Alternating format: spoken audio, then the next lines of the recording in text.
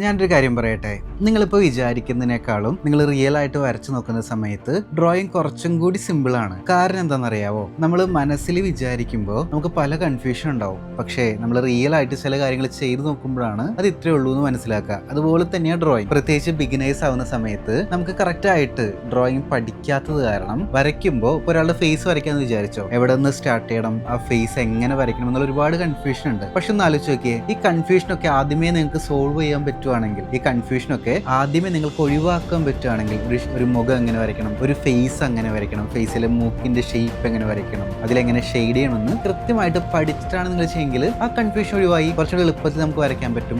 So നീന്തൽ പഠിക്കുന്ന പോലെ തന്നെ, നീന്തൽ അറിയാതെ നമ്മൾ വെള്ളത്തിലോട്ട് എടുത്തി അടിക്കാൻ നമുക്ക് സംഭവിക്കും, നമ്മൾ മുങ്ങിപ്പോലെ, നമുക്കത് ബുദ്ധിമുട്ടായിട്ട് തോന്നും അല്ലേ. പക്ഷേ നീന്തൽ പഠിച്ചിട്ടാണ് നമ്മൾ അതിലേക്ക് ഇറങ്ങുന്നെങ്കിലോ കുറച്ചുകൂടി എളുപ്പമായിട്ട് തോന്നും. പക്ഷെ കോമഡി അതല്ല, നീന്തൽ പഠിക്കണമെങ്കിൽ ആദ്യം നമ്മൾ വെള്ളത്തിലേക്ക് ഇറങ്ങണം. ചിത്രകല പഠിക്കണമെങ്കിൽ ആദ്യമേ നമ്മൾ ചിത്രം വരച്ച് നോക്കണം. കോൺഫിഡൻ്റ് ആയിട്ട് തെറ്റ് പറ്റുമെന്നുള്ള പേടിയില്ലാതെ, കൺഫ്യൂഷൻ ഇല്ലാതെ നിങ്ങൾക്ക് ചിത്രങ്ങൾ വരച്ച് പ്രാക്ടീസ് ചെയ്യാൻ പറ്റണം. സോ നിങ്ങളോട് എനിക്കൊരു റിക്വസ്റ്റ് ഉണ്ട്, ഒരുപാട് ആലോചിച്ചിരിക്കാതെ ഫ്രീ ടൈം കിട്ടുമ്പോൾ ഒരു കൊച്ചു ചിത്രമാണെങ്കിൽ പോലും അതൊന്ന് ഡ്രോ ചെയ്ത് നോക്കൂ. തീർച്ചയായിട്ടും നിങ്ങൾക്ക് നല്ല റിസൾട്ട് ഉണ്ടാവും. എന്നിട്ട് അതൊന്ന് ശീലമാക്കി നോക്ക്. എന്നിട്ട് അതിൽ കൂടുതൽ പഠിക്കാനായിട്ട് നോക്ക്. തീർച്ചയായിട്ടും നിങ്ങൾക്ക് മനോഹരമായിട്ടുള്ള ചിത്രങ്ങൾ വരയ്ക്കാൻ പറ്റും.